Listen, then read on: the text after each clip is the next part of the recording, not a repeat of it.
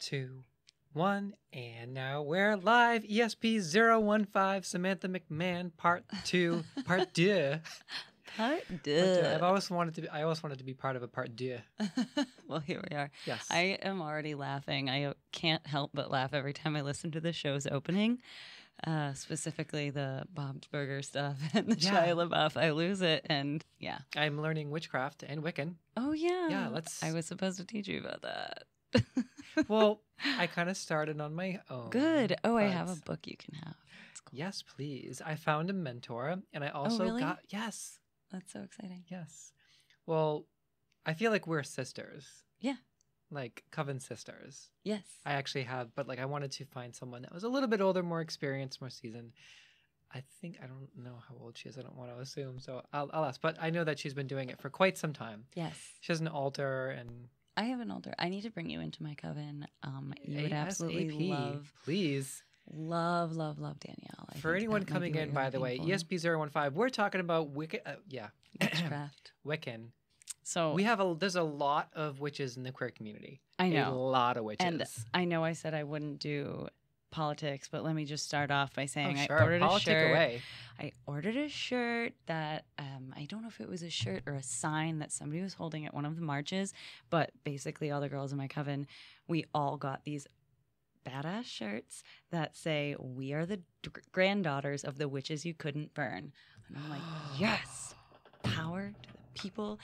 I love it. I'll get you one for Christmas. Please and thank you. Yeah, they're so awesome, and it has all these really cool symbols. It has the moon phases on the top. And where did you find these shirts again? Oh gosh, I can't remember the website. Someone must have painstakingly taken the time to make those. I can't remember the website. I'll send you the link. No, I'll just buy one for you. Just tell me your shirt size. Okay. Yeah. If it's a women's t-shirt, they're women's t-shirts, right? Because the women's sizes fit way differently than. There's women and I don't unisex. like unisex. I don't like you don't unisex like unisex. At all right, all. we'll talk about it. Okay.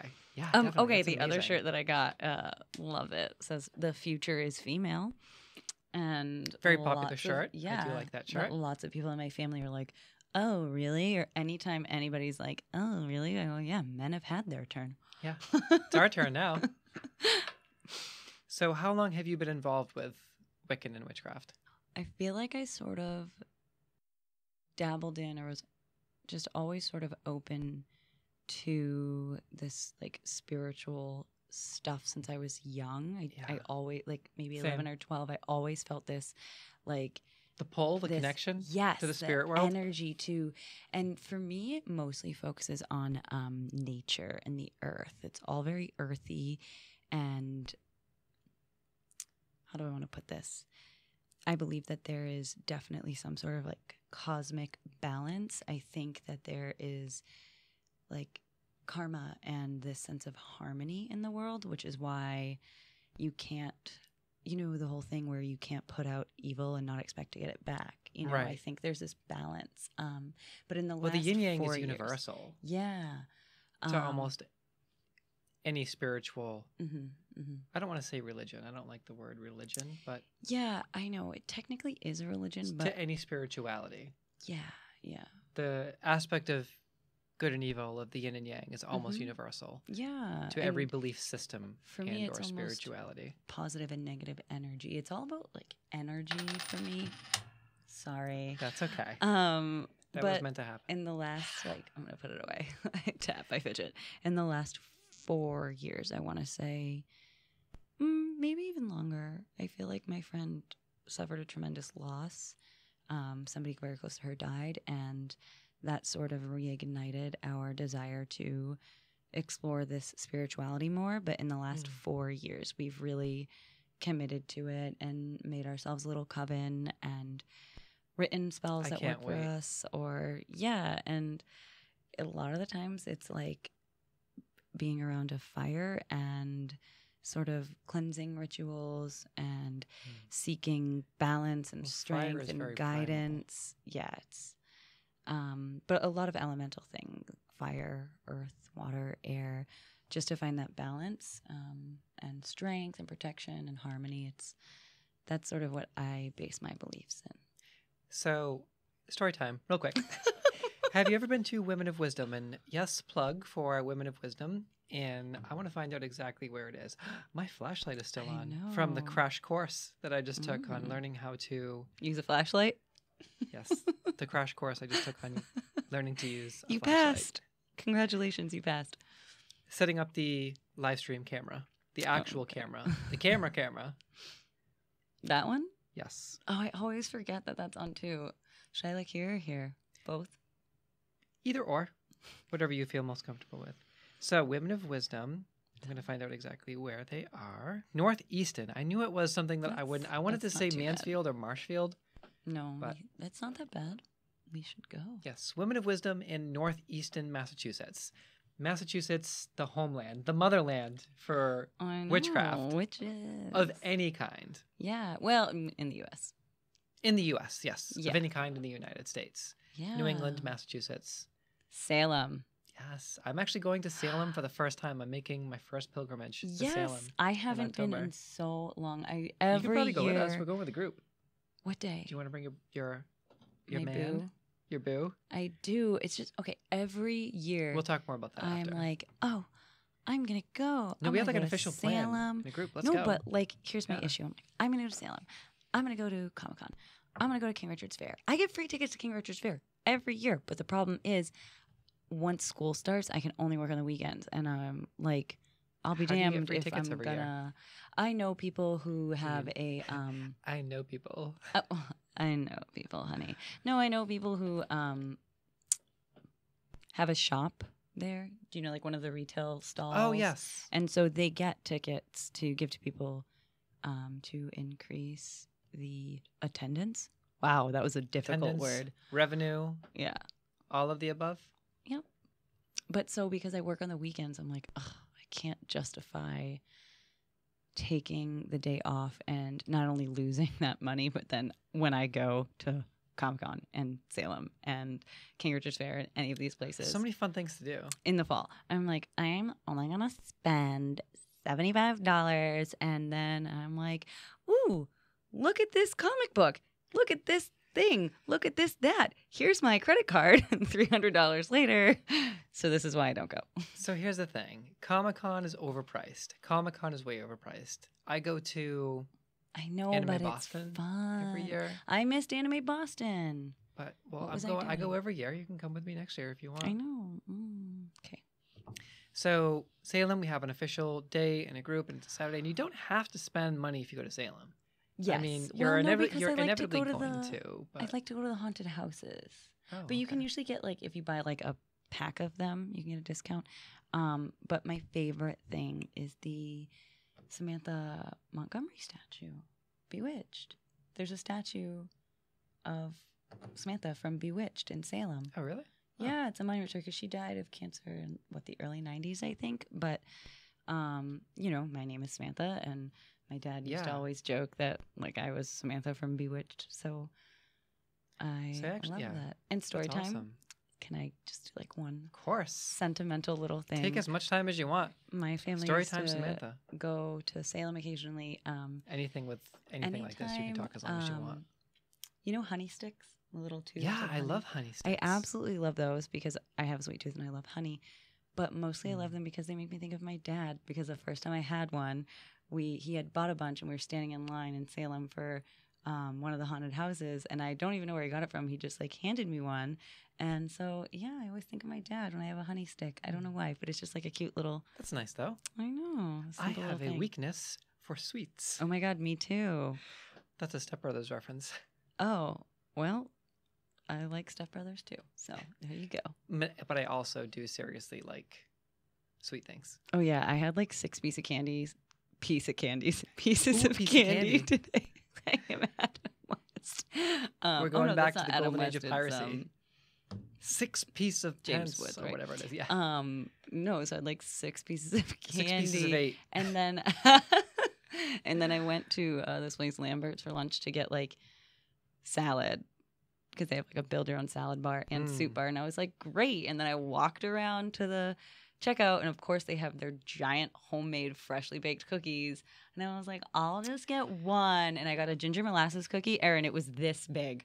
I was like, well, it's just one cookie, so I ate Those it. things are hard to pass on. And I'm probably going to get dessert when we go out after this. I'm just saying. I don't know if the place we're going has dessert. Maybe fried ice cream? They have mochi ice cream? Hopefully. I have a big pack of mochi in my freezer at home.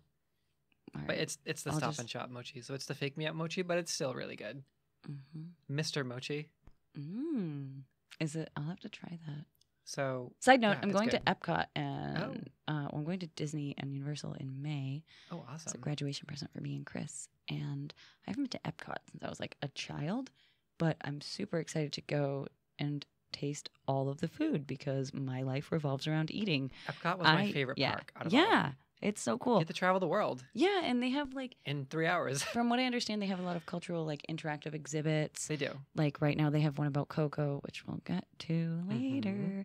But yeah, also like all of the food and like wine and cheeses and stuff. Cheese is also food. Yes. I Wine and eat cheeses. a lot, and when I'm not eating, Same. I'm thinking about eating. Yes. Okay. That's another reason Moving why I'm on. cosplaying Rindo Senpai from Food Wars Oh, there you in go. November. She's Can my we favorite just- character. can and we she has just vampire teeth, just like me. Like Take a natural vampire moment teeth. to talk about how your eyeshadow always looks so freaking good, and how Thank you, people girl. ask me to do their makeup for them. Like at my mom's salon, I sometimes do bridal makeup or prom makeup, and they walk away looking beautiful. And then I'm like, this morning, I smudged my eyeliner from like here up to there, and then I didn't notice it till I was in the car, and I was I wiping didn't it. want to say anything. I was wiping it like this, and I went through like the drive-thru to get coffee, and by the time I pulled up to the window, it was just smeared like this. I was like, oh my God, this is beyond repair. So That's I just took some unfortunate. concealer and like dabbed it over all of it and was like, Concealer I'll try fixes again everything. tomorrow. Try again. I got us way off topic here. Actually, you Oh, did. no. Story time. You started this. Yes, I did. Story time. I It was watched something about witches, Witches, in Salem. but I Yes. don't know where the story time was going though. Salem, and asking me to go, and then I said God knows what, and now we're talking about food and makeup. Oh, well, podcasts are built on random tangents, but so Salem. So I just had to burp, so I pulled my It's face okay. away from the microphone and went down. So we are getting a group to go to Salem, and when are y'all meeting next for a coven meeting? God only knows. Soon? Do you have one actually? We don't have one set up? planned. Okay. We So let me know definitely when you will do. before Halloween. We Okay. try to all like right around all the holidays too. Like we always do a Yule celebration. So yeah, there will be at Hopefully least a before couple. then too, because I'm really excited. Yeah, yeah. Oh, well, and I was gonna say, go ahead. no. No. You first. I was gonna say yeah, we can have everybody over the house because Chris and I are moving into the house this weekend or something. Oh, really? Yeah, so we'll have to do like Congratulations. Housewarming? Yeah, like cleansing it, you know, good vibes, good Yes. spirits, banish bad spirits. Just bought my first. Okay, so I remember where I was going with the story time with this.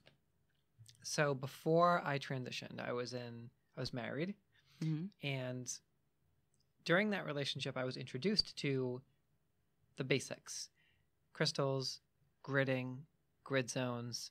I had some pretty intense experiences with ghosts, local ghosts, to the point where they physically manifested with all but an actual outline. And that's the trick, is it's to actually see an outline. I didn't see an outline, but I could feel and see and hear the footsteps coming closer and closer to me. Oh So my God, you have to meet Danielle. yes. Well, the thing is that you mentioned haunted houses, and I don't really like haunted houses because I believe already. Do you know what I mean? So going to the haunted houses. No, it's usually the the ones jump that are scare. Boom! haunted- Ah, it's fun. Oh, the Yeah, no, I mean like the okay. Halloween attraction. I thought you meant like going to the actual locales in the book Haunted No. Massachusetts, No. because I already believe, and the negativity is okay. I thought you meant like yeah. the real Oh my gosh. deal. No. Like I don't want to go to a house that like where murders happened or Yeah, too unhappy much ghosts negativity. exist. And Like, it's- why disturb them? yeah. No, I meant like you're going through Okay. like a closet that's getting narrow and narrow, and you look behind you and like there's a chainsaw and there's no chain on it, but you're Those freaking have their out. value. Oh my God, I worked at a couple of haunted houses. Oh, really? Yeah. I thought you Fear meant Town. like. Although it would No. be interesting to see some of the sites, because some of the sites there, especially some of the ones that are more natural, that are right in the middle of nature, like the bridges, the haunted bridges. Yeah. That I think if I went to visit one real haunted site, I would visit the bridge, because it's interesting, because when you're in a house is a man-made, or a structure, a haunted Right. structure. It's a man-made structure. And I feel like the energies and the spirits that are in those structures are sort of tied to those structures. Yeah, And they're there's- sort of confined there, not necessarily by choice, almost like confined there by, I don't know. When you have a haunted site that is outdoors and you go during the day, if you're spiritually open, I feel like that is the best time to actually experience that. Have a positive interaction, I think. Yes. Because there's technically two different witching hours. If you believe, and if you're a true believer, which we both are, and you go to a site around 3:30 in the afternoon, especially an outdoor site where nature has had its chance to reclaim. That's exactly what I was going to say. Reclaim some of that negative energy. Yeah. Then you are experiencing a positive experience. You should be experiencing a positive experience. 3:30 in the morning, yes, that's the witching hour, but it's also been associated with a lot of negativity. And that witching hour, because of the darkness, it allows negative spirits also to come in. And the sun is pretty powerful, and the sun has its own spiritual energy, and that's why there's two different witching hours. So is the moon. Truth. We are a Dianic coven. We're all about like females and feminism. We like the triple moon goddess, the phases of the female life. So the sun is pretty awesome, but he's a dude. So, but no, you're right. It's just as powerful. It's that equilibrium that I was talking about. The yin and yang. So don't get me wrong. I love the night and I love the moon, and the deck. I'm a feminist, and the deck that I have is the goddess deck, the goddess tarot. Oh. But there are female gods of the sun. Okay, fair. And I never thought of the sun as masculine. I think really. You know what's interesting is when you have two witches who are actually like true believers and who are really into this, you can have really interesting debates. I feel like it's always it's no, I think it's in my mind, and everything that the overarching themes that I've encountered have been that like the dual sexes. So it's like the sun is male and the moon is female, and then you have like Mother Nature, Mother Earth, and you have Father Time. So not to make my entire belief system fall into that like tiny box of like gender construct, but whatever. I'm just saying that's I feel like that's pretty typical like guideline to encounter for a lot of witches, modern or otherwise. So I actually feel like the sun and the moon are both neutral in their own ways. Sure. I think that's totally valid. If you really look back into historical organizations that were run by women, different societies, different covens, different groups, there have always been priestesses of the sun, and moon. Yep, priestess totally of the valid. Sun, priestess of the moon, goddess of the sun, goddess of the moon. So there's that duality there, but I think it's not necessarily that the sun is masculine and the moon is feminine. No, it doesn't have to be. You can be a witch of the sun. You can be a witch of the moon. You can be a witch of both. You can. I actually consider myself to be pretty well-rounded as far as I like both aspects. Well, that's part of the thing that's so great about not just Wicca, but religion in general, is that you don't have to just go by whatever book you're reading. You should personalize it to do what makes your soul feel the most at ease and the most guided and the most in tune with your beliefs. Like there's not right and wrong. There's not a book on Wicca. There's probably like thousands of books on Wicca. However, I do want you to read the book that I'm going to give you, or you can just buy it when you go to Salem. It's like Wicca for the Modern Witch. It's great. Like it's like you can literally incorporate microwaves into your spells when you're in a pinch and don't have fire. The book I picked up at the Sea Witch. I went to the Sea Witch in Fairhaven, and there was a book there that incorporated modern elements into spellbinding. Oh my God. There's a new like store. I think there's a new spiritual store in New Bedford, and I'm really sorry. Oh, well, the Sea Witch is pretty, we should go to the Sea Witch too, which is where I got my first ever official tarot deck. So nice. As I mentioned before I transitioned, I had a very, sorry. Oh my God, I totally derailed you. I had a very basic understanding and introduction into, like I said, stones, grid zones, smudging, sage, basic herbs and spices, and just attunement to the spiritual world and tarot. And my ex-partner and I had this whole collection of all of these things, and books, everything, spirituality, goddesses, angels, everything. In-depth analysis of stones. There was a book that was about this big, and it was all about the healing properties of crystals. And that was our shared experience. But as I moved on and became the person I was supposed to be and transitioned into the real me, sort of shed that exterior manly, that masculinity that was just toxic,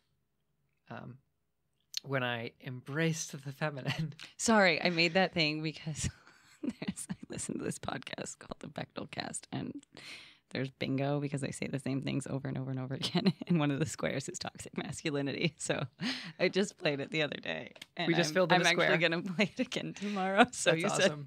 Said toxic masculinity. And I was like, check it off. Bingo. I'm that's sorry. Awesome. I have a lot of energy today and I keep derailing you. No, that's great. But, no, it's wonderful. But I think it's so great that that this set of beliefs helped you become the person that you always sort of knew you were, that you always needed to become, I always knew, but I did a lot of lying to myself for a long time. A lot of people do. Yeah. But any big change, any big change doesn't happen overnight. You know what I mean? It's any change or transition, gender or otherwise, I think requires a lot of lying to oneself in denial and getting over that before you get to that point. Oh, yeah. So Sarah just texted me, friend of the show, Sarah Rose. Awesome. Just Hi, texted Sarah. me. It's called Sanctum Folklorum in New Bedford. She works at the New Bedford Whaling Museum, and she texted me very excitedly the other day that this place opened up, Sanctum Folklorum. Did she mean sanctum? Maybe.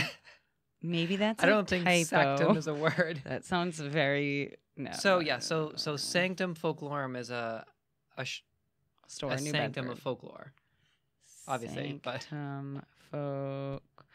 Yep, she's totally wrong. It's Sanctum Folklorica. Thanks, Sarah. You made me sound stupid. I like that it's feminine at the end. On the air. That's okay. We can edit out anything that we need to. No, just kidding. But we can. Kidding, not kidding. Don't. Yes. Leave it all in. The show must go on. So I'm real. I'm real, girl. I'm so real. So. R-E-L? Rel. Ooh, I'm real smart. That's what I am. That was so totally you went intentional. To where? Totally intentional. Well, yeah. You went to where? So I went to what? Women of Wisdom. Right. The place that we were talking about before. Sorry. And it's a store that's run by women, and they do Reiki, and you go and you pick your stones, and sometimes men will come in there, and they do spiritual healing and everything. It's a really intense store. I recommend that everyone that's listening that's in this area go to Women of Wisdom in Northeastern, I said, right? Yes, that's what we And also the Sea Witch, which is where I get all of my new stuff.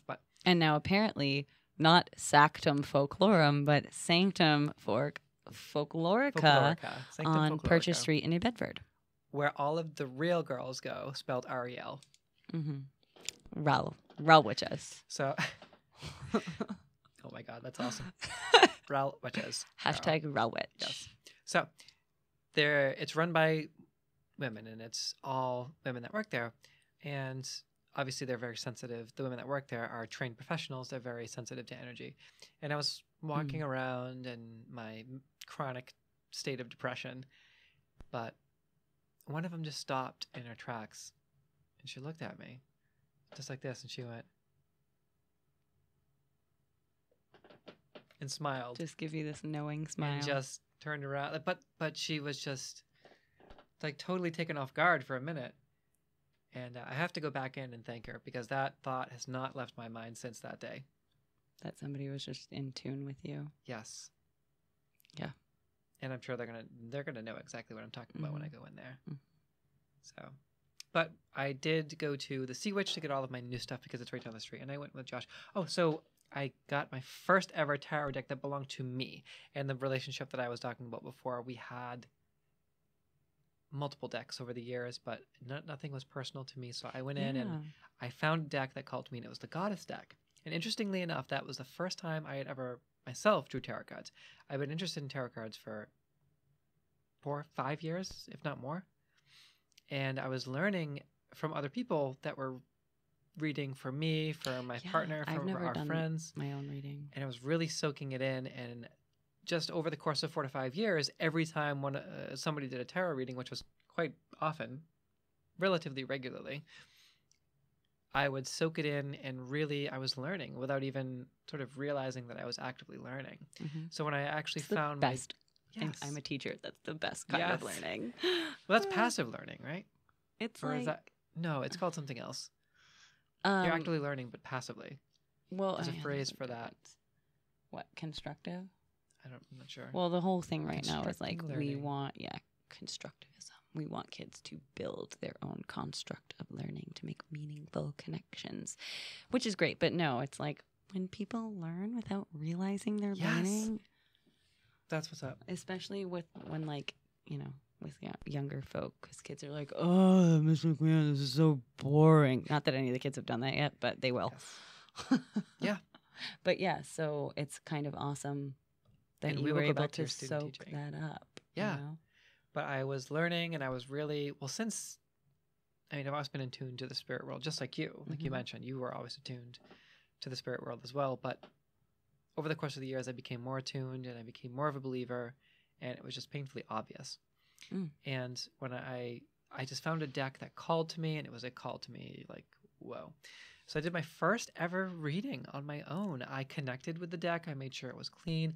I listened to it. And that's the thing about tarot. Anyone that is interested in tarot, you have to find a deck that calls to you, but then you also have to find a reliable vendor, because you want to make sure that the deck that you get is not associated with any negativity. Yeah, no kidding. And if that's the one that calls to you and you still want it, you should have it cleansed. Yeah. Professionally cleansed by the light of the moon, or by a professional. Or if you really trust the vendor and the vendor says, maybe I should cleanse this. Yes, you want to listen to them and have your tarot deck cleansed. So the witch that worked at the store, she looked at my tarot deck and she said, oh yeah, this is fine. It's not even open.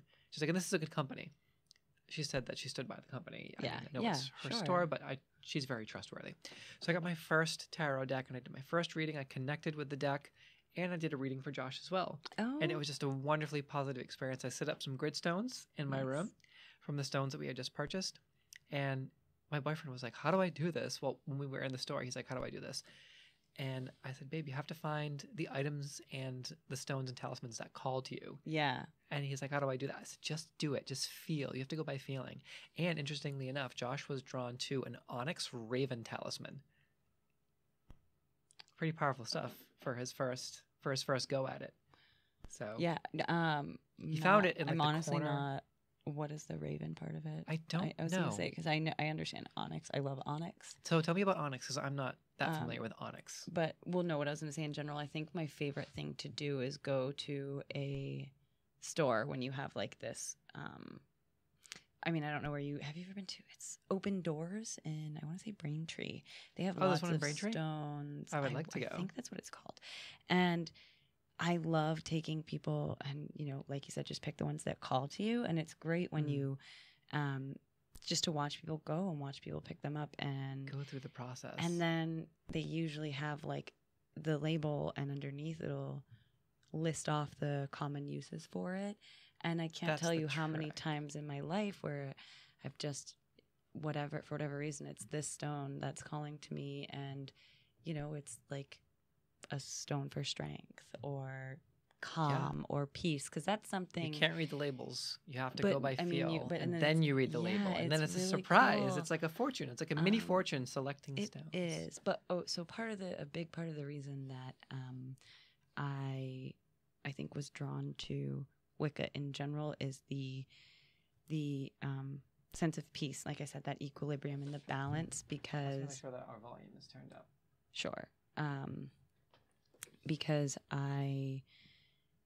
my head has been such a chaotic place for a long time because I struggle with mental illness, and sometimes stones or crystals or just a spell in general or just being with my Coven community around a fire. It's not even it has this amazing ability to calm the chaos in my mind. Yeah. Now, just going to put a plug out there. Nothing fixes it as well as my medication does, you guys. Please don't think I'm advocating that, like, you don't need meds, get off them and sit around a fire. No. But I think multifaceted approach to mental health. Yes, but spirituality is a huge part of it. Exactly, the multifaceted thing. But modern professionals can be important. But can be helpful. But having this spiritual network and the support of my sisters in my coven, it's one without but it's like one without the other wouldn't be as effective. Having them both has changed my life so drastically. So we're going to talk about your internship and your student teaching. Oh my God, we were going to talk about Disney, you guys. I hope we circle around to that. We're still going to talk about that, but we're also going to talk about mental health matters. But the last thing I want to talk about, as far as, and we'll probably come back to this, but as far as witchcraft, who's your goddess? I don't know why I just phrased it that way. My thought process is all jumbled sometimes. Oh, we're just Dianic. It's just. Okay. Yeah. I mean, but personally, do you have? I don't. No. Oh, okay. What about you? Isis. Oh, I like that. And I'll tell you more about that. At some point. When I was younger, I was big into Greek mythology, and I loved Isis. And I actually went as Isis for Halloween one year. The Egyptian version? Yes, the Egyptian version. And did I say Greek mythology? Oh my gosh, I'm stupid. I meant Egyptian mythology. Because a lot of these tropes they're the same. I used to make flow charts with that compared and contrasted Roman, Greek, and Egyptian mythology. I would love to look when at I was in 7th grade because I was such a nerd. But I went as Isis for Halloween. Amazing. And people were like, "Oh, you're Cleopatra," and I was 12 years old, not trick or treating. Oh, you're 12, and I was like, "It won't fit me." I'm not Cleopatra. God, I'm Isis. I didn't even want to trick or treat by the end of the night. I was so pissed off. So that's why we get along. Yeah, there's a lot there, but I'll talk to you about it one-on-one. Yeah, at some point. About my connection to Isis. So hang on the. Well, we'll have to find out who your goddess is. Spooky. Yeah, let's do some research. Well, the goddess deck will actually, you can find out who your goddess is by the goddess deck, and I'd be happy to do a goddess reading for you. We should. By the way, Josh is associated with Diana. Diana chose Josh. Well, I chose Diana. Hopefully she chooses me back. So that should be a sign because Josh is my partner. But that reading was about him. But Diana came forth very obviously as the goddess that desired, or that wanted to make it clear that she wanted to represent and become Josh's goddess. Well, I like that. Yeah, that's great because I like Josh. I hit it off with him. I think he's great. He's got some great feminine energy, which I like. Yes. He doesn't have any aspect of toxic masculinity. Bingo. Bingo. To anyone else just joining. Yeah, it's wonderful. Yeah. Okay. I could make a pretty good segue from circle back and unpack. Ready? Hang on. Let me make a really good. Let me make a good segue.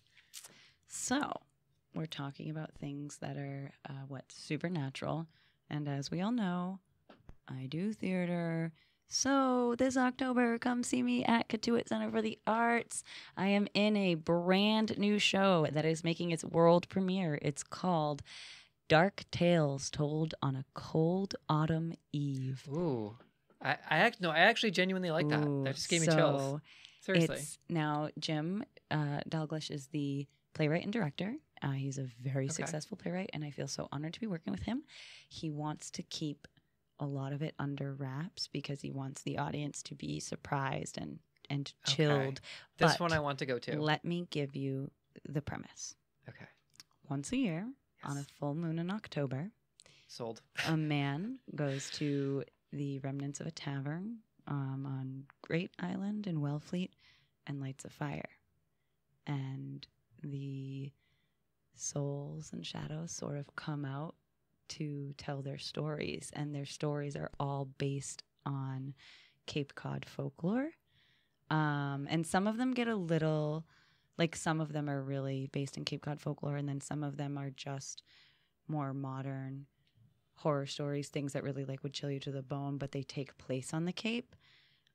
So that's pretty much all I'm allowed to say. And it's genuinely creepy storytelling, but the relationships and stories also get kind of heartbreaking. And I'm working with such a talented cast. And one of the cast members is a theater teacher at Sturgis Charter School in Hyannis, where I'm doing my student teaching. See how I did that segue? Is a good segue. I know. Wow. Gotta. Another high five. I'm like, wait for it. There it is. Doling out high fives like candy on this episode. Like the 6 piece of candies that I had today. The 6 pieces of 8. Yeah. The 6 pence piece of 8. There we go. So yeah, student teaching.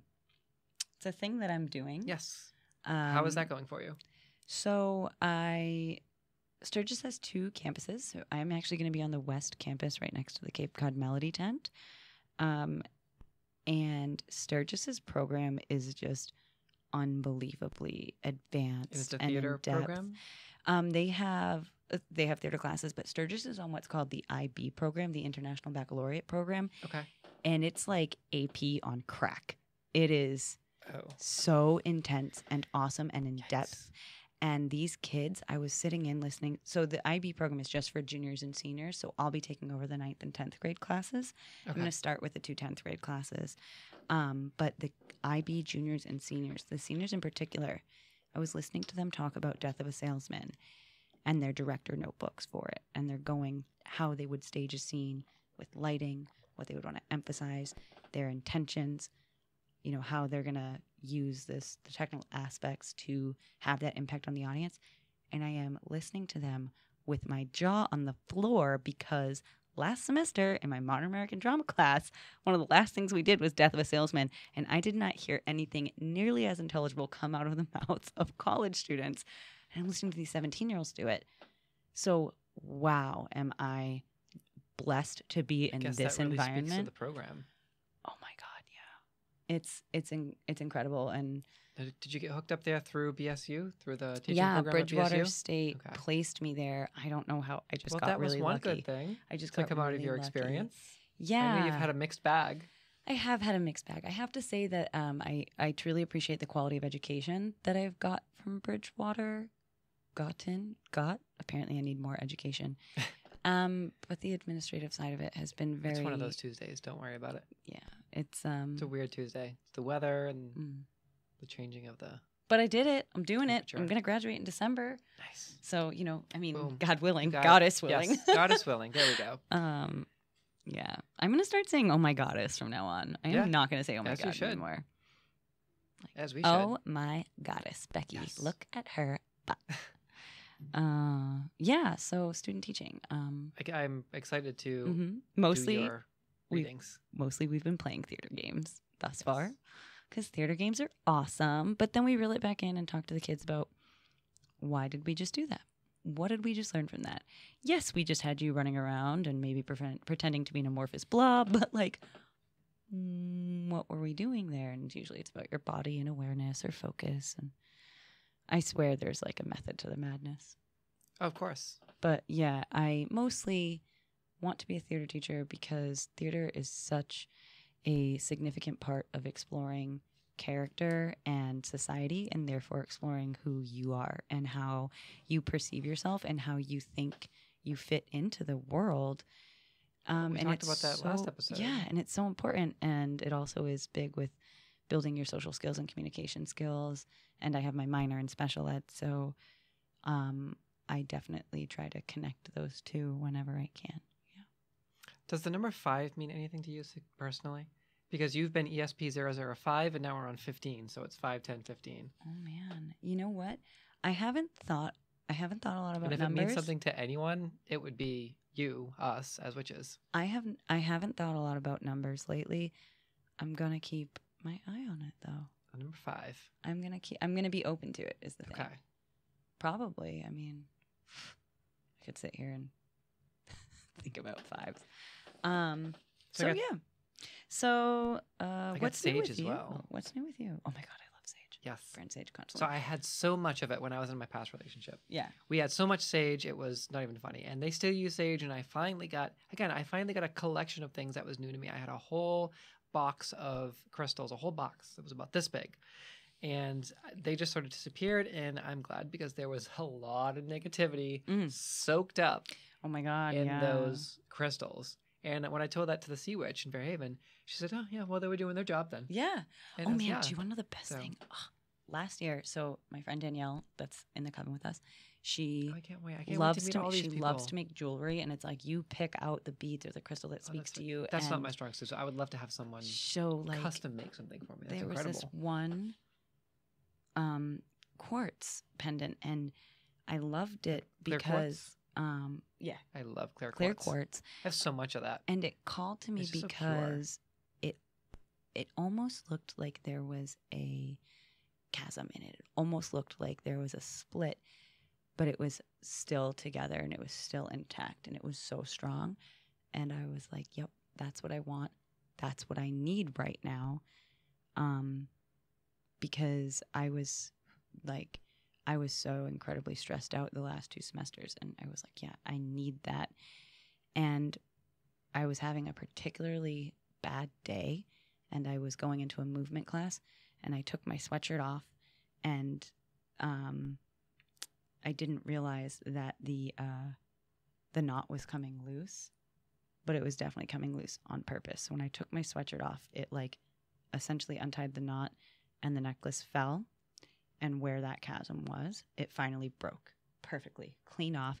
And this girl was like, "Oh my gosh, you can glue it back together." And I was like, "Oh, hell no, honey." I'm like, it broke for a reason. I'm like, I have been having a bad month, a bad day. I was like, that thing was doing its job. Full. I was like, it was full, and it was taking it all away from me. For people that don't believe, there's your proof right there. Well, no, and I said that, and she was like, "Oh, that's really cool. I didn't think about it that way."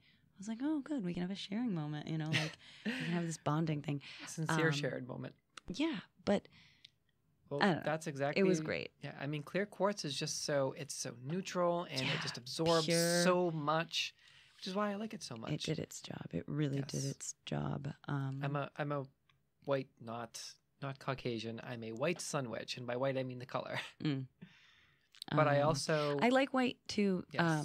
So like when you're using candles and such, each color represents its own thing. But white is neutral. You can replace any candle with a white candle, and you just put your intention into that. I love that white can be so many things, because you can put, at least I believe, your intention into the white candle, and it will act as the color that you needed it to.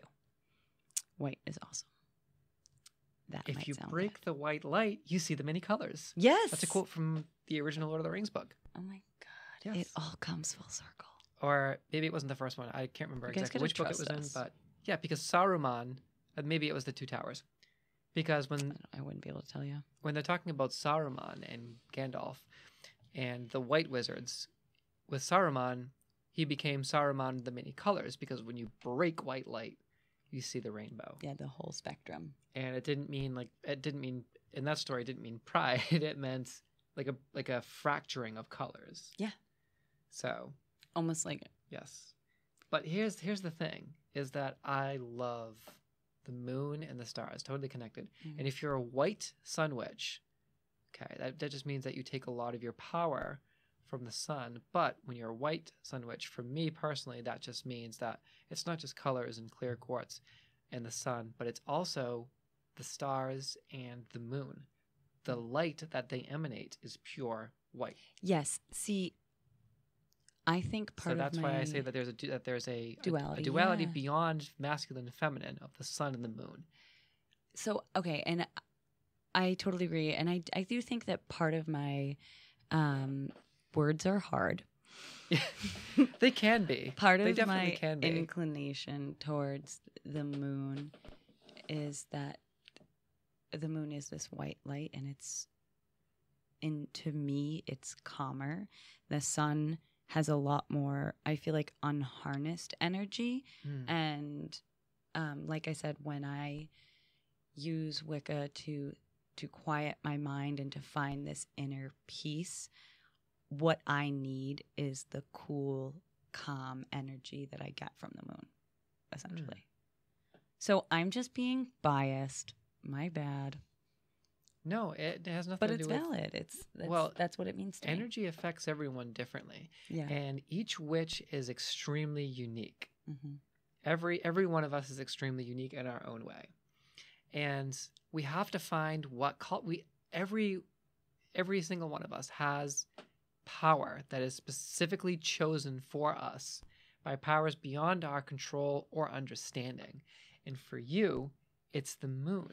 Well, I think it's the moon because it balances me, though, because I love fire. But the sun is great, and I love but fire. But you also have duality. I light the fire. I love candles. I love watching fire. But for you, the moon is stronger. I think it's the duality because I think there's too much of that inherently in me. We go back to the yin yang now, the balance. Exactly. That's what I'm saying. I think there's too much of that flame in me because I'm quick-tempered.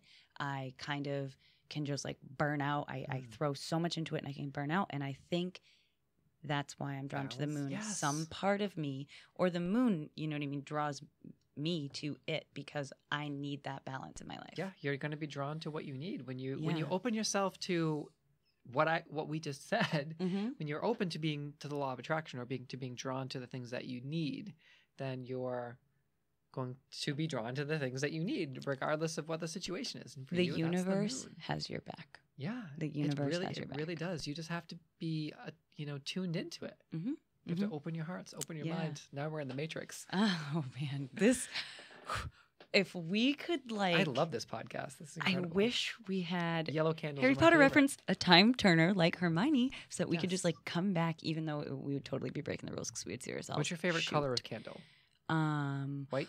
Ooh, white. Yeah, white because of its versatility. This is amazing. Yeah, we are like, what's the word when you have two sisters who are super close, but they're in opposite. So I mean, they're drawn to each other, and they're the best of friends, and they're blood sisters. But they have the different opposing aspects.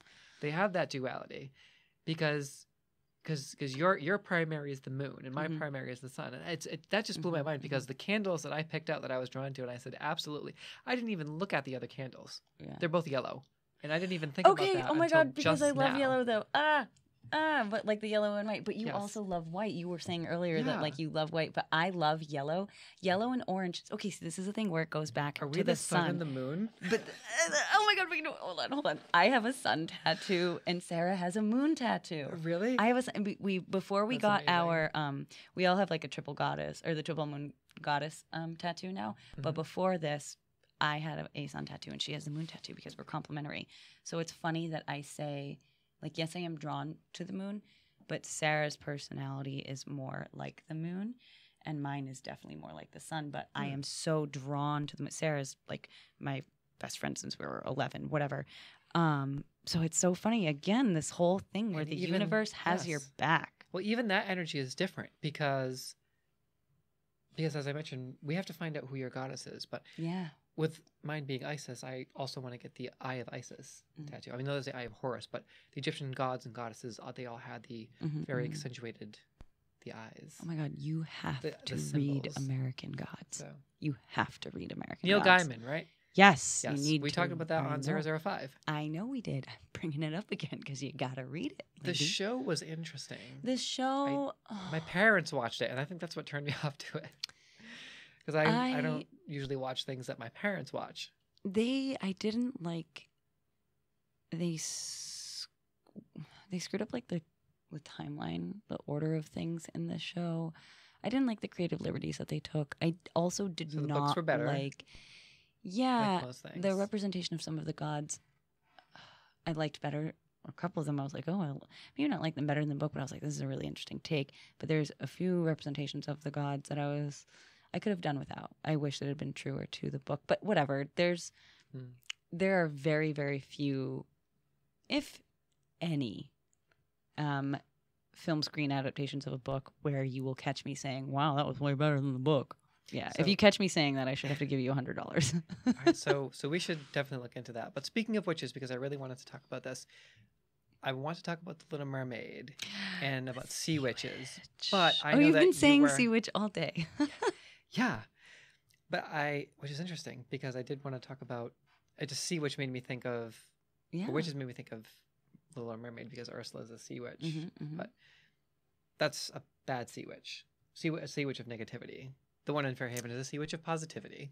Okay, so Ursula is a sea witch of negativity. We are going to talk about Disney in general. Do you want to talk about Coco first? Talk about yes, but the newer Disney films do not have as many problems plaguing them as the older Disney ones did. But you talked about negative representation of a sea witch, and I just want to point out, because this is something that I did not take in as a child, and I feel fortunate that it always throws me off. Let's just go ham with the Little Mermaid, because I have a lot to say about the Little Mermaid. Clock is broken. Disney has a huge problem with, they would queer code their villains.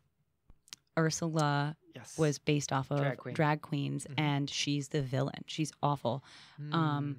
Jafar in Aladdin, he sort of has to force himself to be attracted to Jasmine, and I thought that was the whole purpose of it. Yes, but was that he wanted to win the heart of Jasmine? No. He's forcing. No. He doesn't want to love her. He just wants to use her so he has power. But even when she is kissing him, remember when she's trying to seduce him and he's just not buying into it, and he has a lot of. I heard somebody else say. I thought he was just the one that wanted. I thought that he was genuinely attracted to her. I had that wrong too. Wow. Not in my understanding. I'll have to go back and watch it again because I haven't seen Aladdin in a long time. Yeah, she's. That blew my mind. Yeah, and so there's, so it's toying with the idea that he's not sexually attracted to her. And again, there's your villain. Wow, I have to go back and watch that. There's the gay villain. Okay. Even in Frozen, initially, Elsa was supposed to be a horrible person. Elsa was supposed to be the bad guy. She was supposed to leave, and no, she's not necessarily. It's never said either way. A lot of people have said that she is possibly a queer icon, a lesbian, asexual, whatever. That'd be awesome. She could be, but it's a good thing that they made her not the bad guy, because it would have been again another instance of queer villain. Disney. Well, shape Hans up. wasn't. That was his name, right? Hans Christian Andersen. Oh, Hans, the character. Also, Hans Christian Andersen, the author of the original Little Mermaid, but Hans was the villain. Right? Yeah. Well, even then, he didn't seem like he was actually interested in Anna. So maybe there was. So maybe they got away with queer coding. But I felt like he didn't have to fake it. Yeah. All right, so let's talk about Little Mermaid. Okay. Circle back. Okay, yeah, circle back and unpack. Well, I remember that. I've never heard that. I love that so much. You're the one that said it. Circle back and unpack? Yeah. Oh. You said that on ESP 005. Oh, wow. That's why I love it, because I said it. Because you love it. I have memory issues. I'm really sorry. That's okay. Yeah, it's actually very common. Mental health matters. I did say we're going to talk about this. Memory loss, and myself working in the mental health field now as a care coordinator, case manager, I see it firsthand. Depression and other mental health issues does cause significant memory loss. It's actually a side effect of my medication. It's a side effect of my medication, which is really a bummer. I used to be very good with remembering people's names immediately, remembering important dates. And unfortunately, it takes me quite a while to get somebody's name down. And a lot of the times that I've been pausing mid-sentence, it's because the thought just leaves right out of my brain. It can either be depression or medications that cause that. It's a bummer, but And other when you issues weigh as the well. pros, cons of it, my life is so much better. So it's something that I'm working with. And if I make the effort to slow down, it doesn't happen as much. But I like losing my train of thought in the middle of my words. But I do have issues remembering things. I actually feel like a jerk sometimes because I will tell somebody, oh my God, yeah, I'll totally be there to help you on this day and this hour. And then I tell somebody else the same thing, or I make plans to do something else. And it's usually my boyfriend. Sorry, Chris, I love you. I'm so sorry. Sorry. I'm not blowing you off. I swear to God, I just can't remember things. But yeah, so anyways, let's circle back and unpack to The Little Mermaid. Thank you for my side story on medication. You're welcome, of course. Mental health matters. # mental health matters, because it really does. It's very important. So Little The Mermaid. Little Mermaid.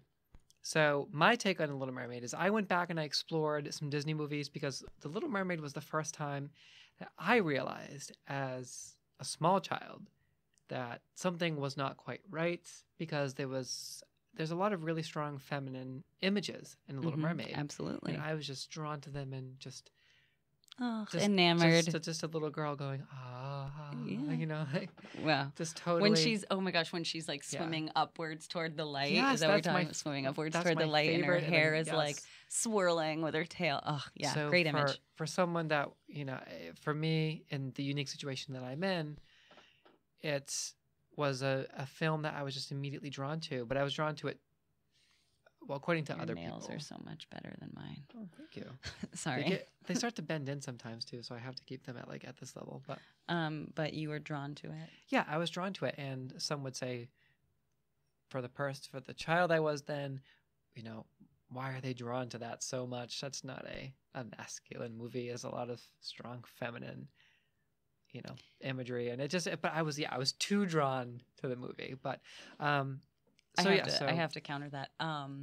So there's both. Well, no. Because now we're getting into problematic Disney. No. So like I am a cisgender person, but I went through this period in my life when I was younger that I insisted I was Mike. I wanted to be treated like a boy. I preferred to wear typically boy clothes, and I hated when people associated me with a girl in things. Aladdin was one of my favorite Disney movies growing up because I wanted to be Aladdin. I wanted to be this tough boy on his own, jumping through the streets, taking care of himself.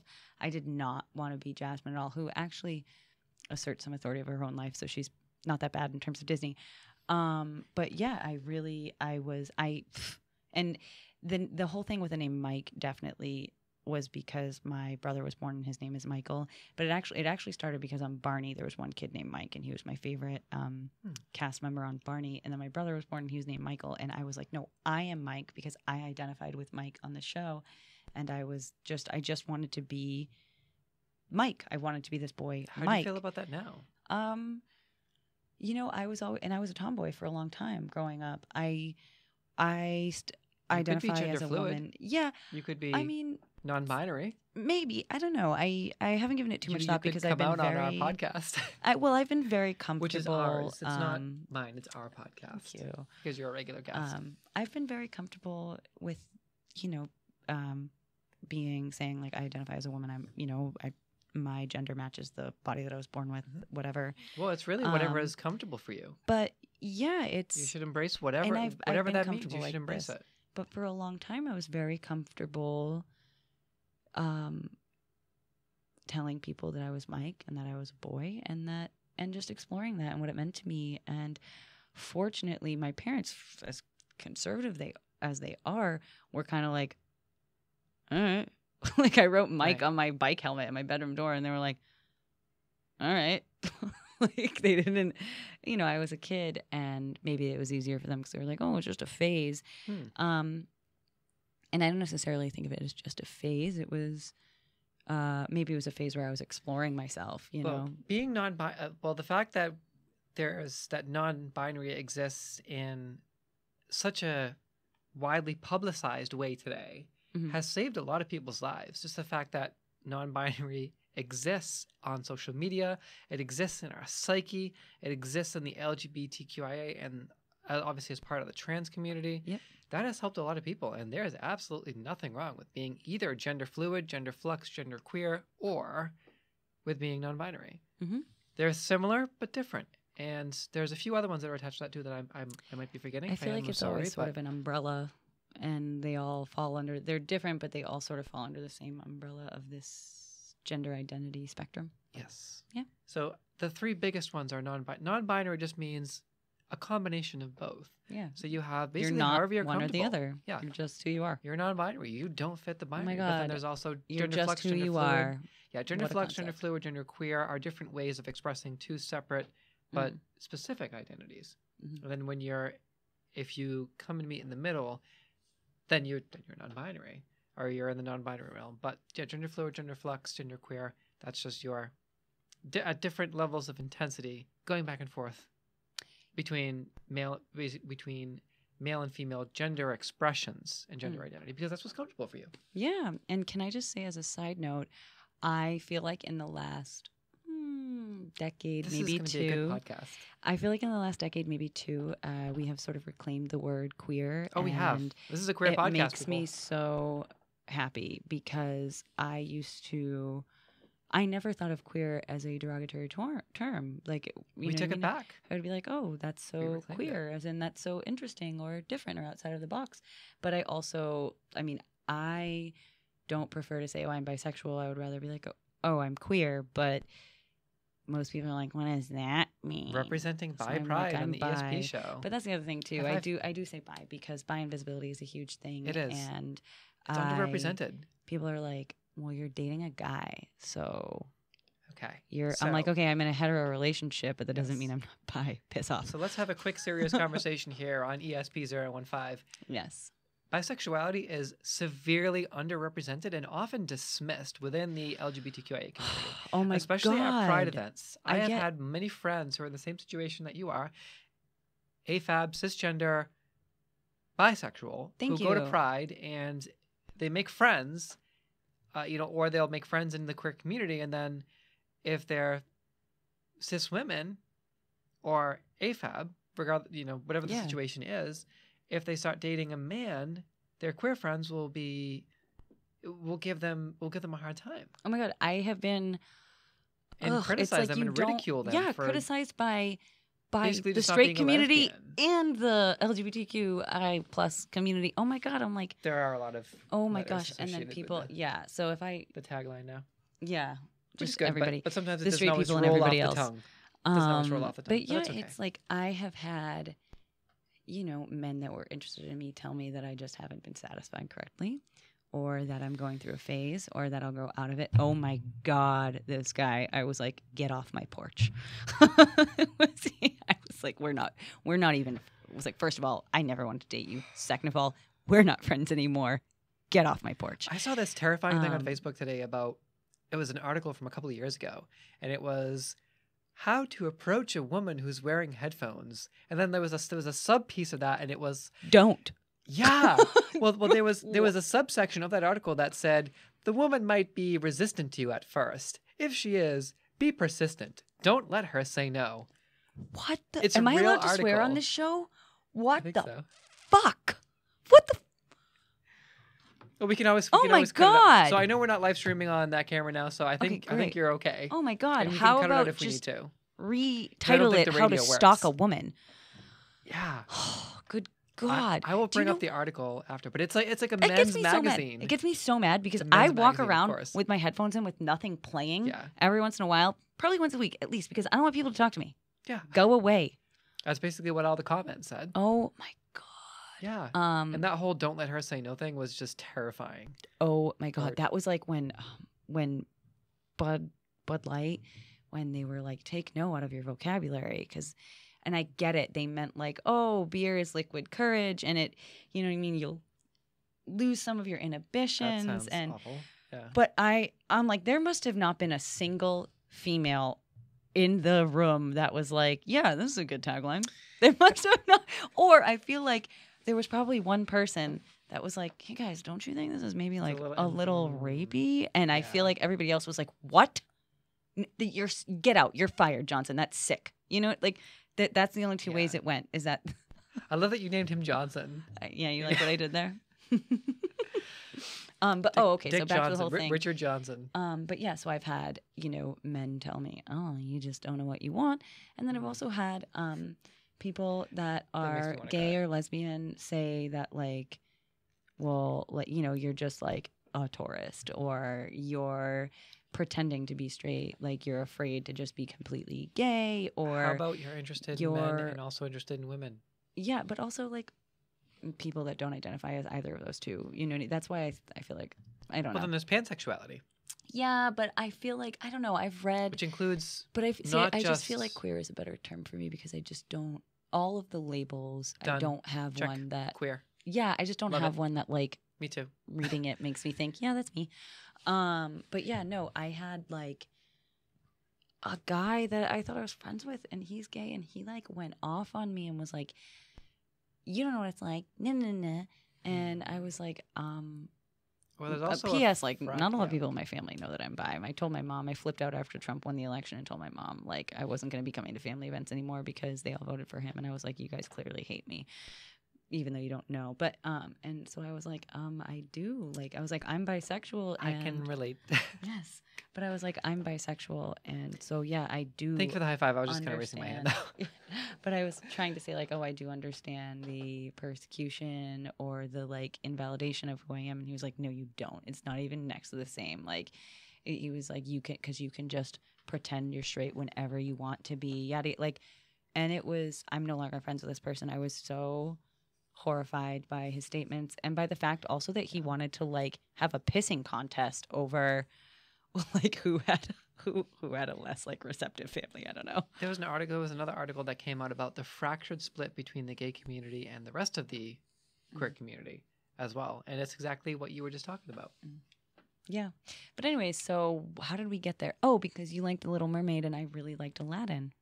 Oh, right. So the whole thing about The Little Mermaid is that The Little Mermaid, to me, is a good example of feminism because, and everyone throws the papers up in the air.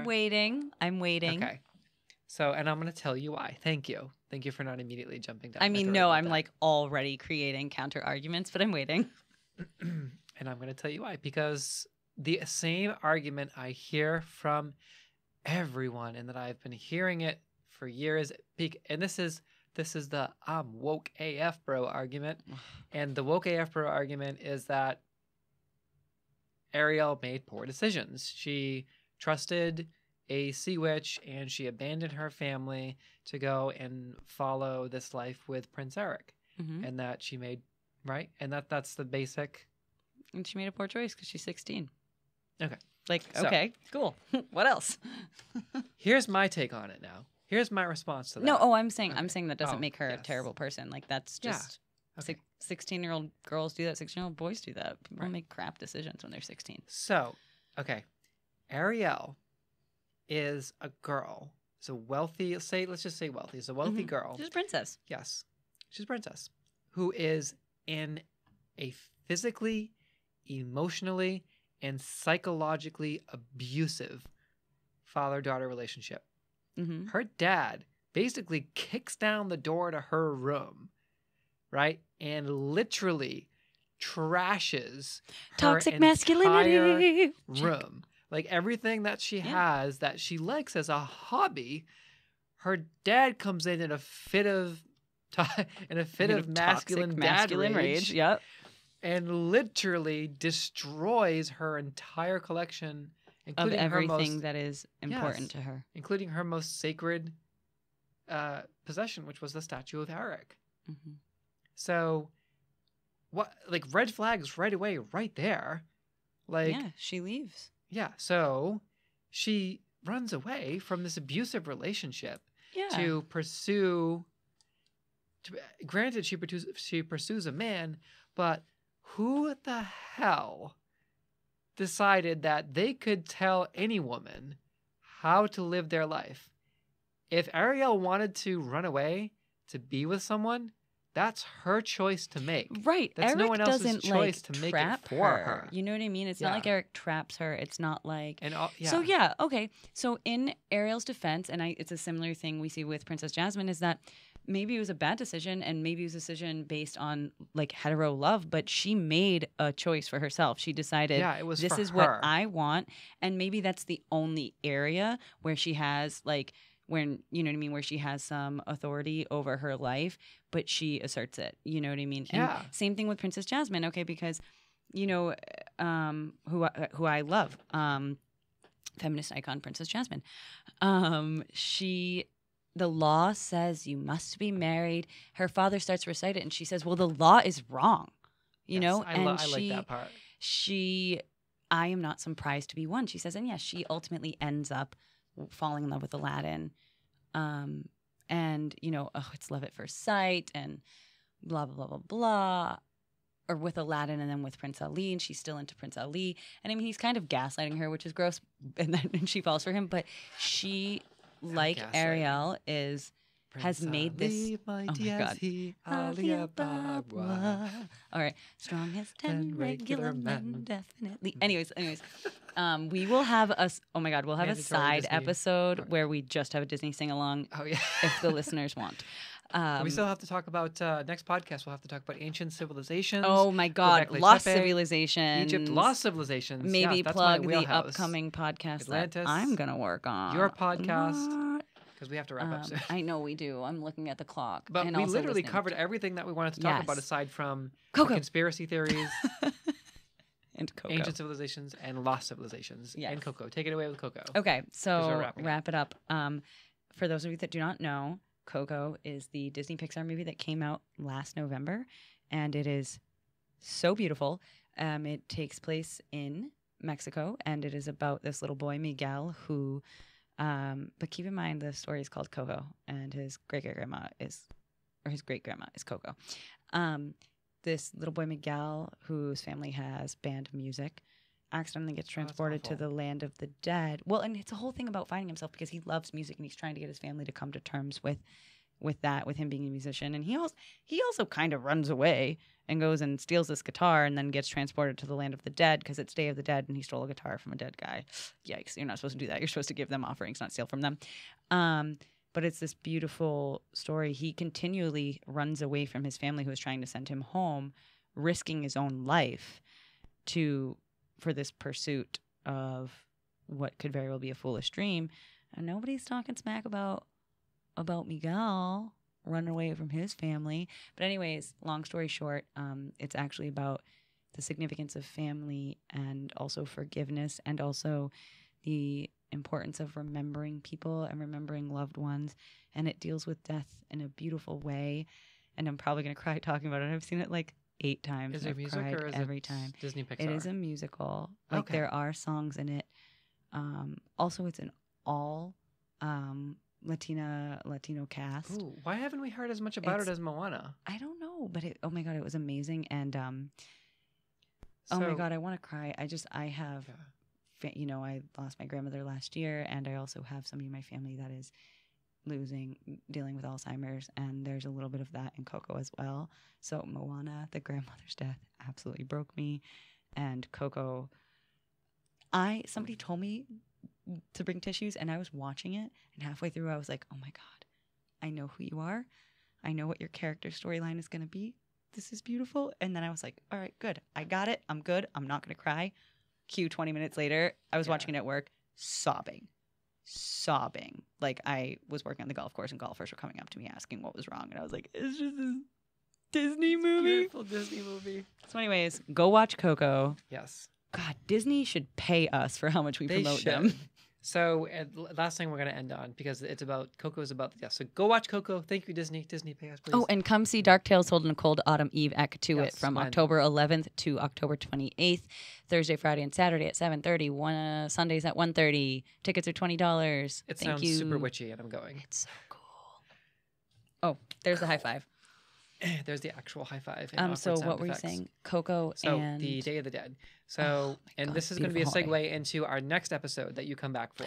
Yes. Okay. So, Is it the Mayan civilization? According to no, maybe, but according to Graham Hancock, who is the author that was in the podcast that I sent you, the Joe Rogan podcast, the Day of the Dead may have been a celebration that was started over 10,000 years ago to commemorate the destruction of the Empire of Atlantis.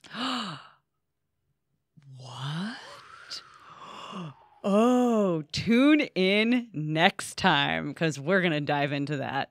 What a cliffhanger. I love you, Eryn. I love you too. Okay. I guess Girl that's power. it. And witch power. Yeah, Yes, we are the witchy granddaughters of the witches you couldn't burn. That's right. Trump. I said I wasn't going to get political, and I've been like thoroughly political. Witches against Trump. All right, Anyways, everyone, I think that's a thank you wrap. for having me on. We're going to go get some sushi. As we do. Yes. We're making this Maybe a thing. a cocktail or two. And talk about some ancient civilizations and lost civilizations. Love it.